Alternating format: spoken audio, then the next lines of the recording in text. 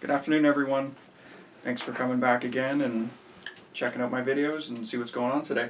So there's a lot of news in what happened with the games last night. Very eventful games. Both teams that were facing elimination in baseball stayed alive. So we'll get into it right away.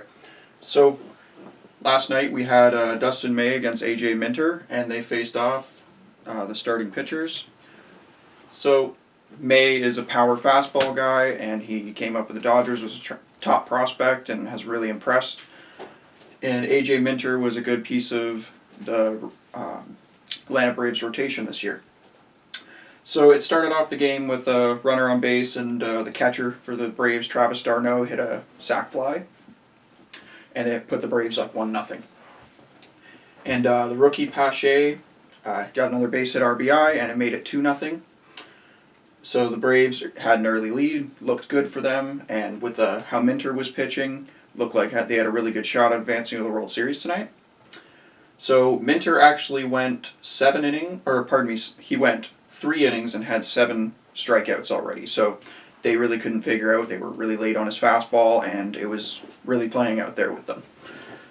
So I think the player of the game probably, in my opinion, I know it's early on, but it was definitely Corey Seager. He hit 2 home runs, and I will say in a second about how they played out, but he's been hot in this championship series, and if the Dodgers come back and win and force a Game 7 tonight, he's going to be a big piece of why.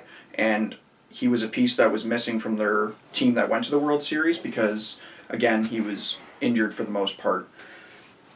So we'll talk about Seager now. So Seager first hit his first home run, and it made it 2-1, cut the lead.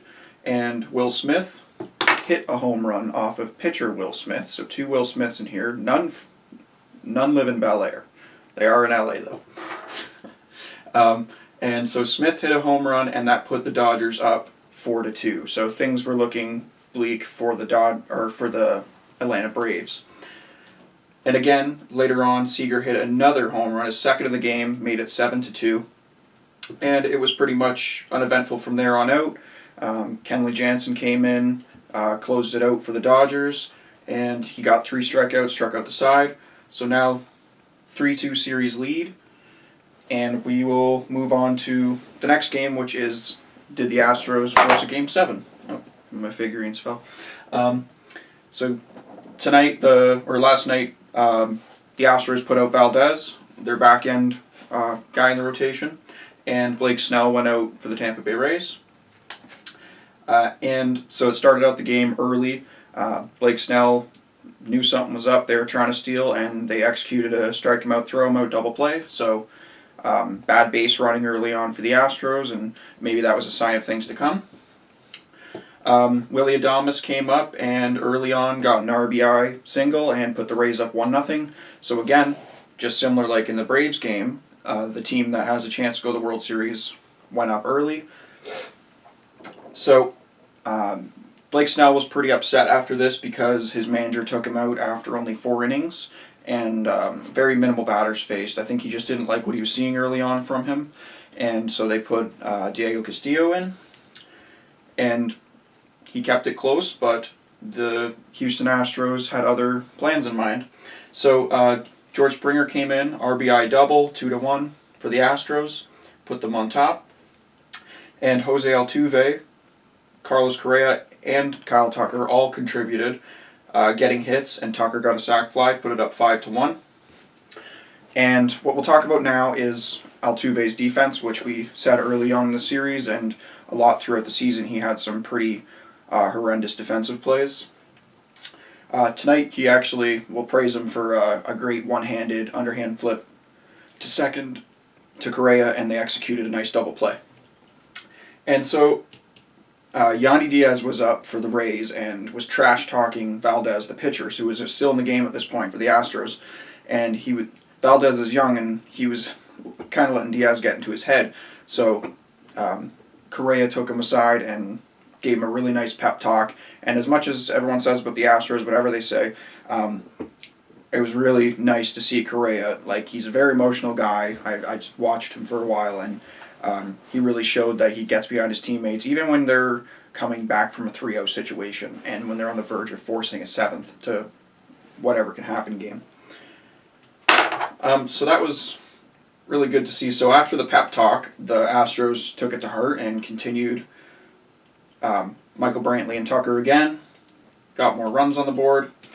And then there was a little bit of too little too late life from the Tampa Bay Rays, which Manuel Margot came up twice in 2 at-bats and hit 2 home runs. And that was about it for the Rays. 7-4 was the final score. And the Astros forced a 7th. So are we about to witness something that has almost never happened in recorded baseball history? That'll be tonight, and that'll be a really nice game to watch. And it's the last time I can remember it happening like successfully in hockey, even that's rare, was when San Jose gave up a 3-0 to LA, and it's fun to watch because it's always like an underdog story. It always hits 3-0, and you always count them out. But this year, I mean, a lot of things have happened, and why would you count out a reverse sweep? So, move on to NHL news for today. The biggest news, I guess you could say, is why I'm wearing my Leafs jersey again. Joe Thornton signs 1-year league minimum $700,000 with the Toronto Maple Leafs. And I like the signing. I do.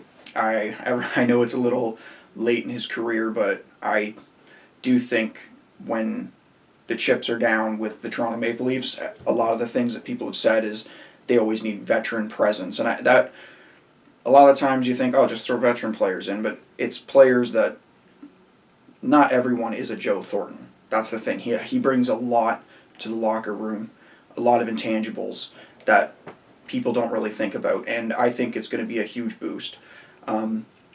He's the type of guy that when you were looking at John Tavares thinking he was the mentor, this is the type of guy that can mentor a John Tavares.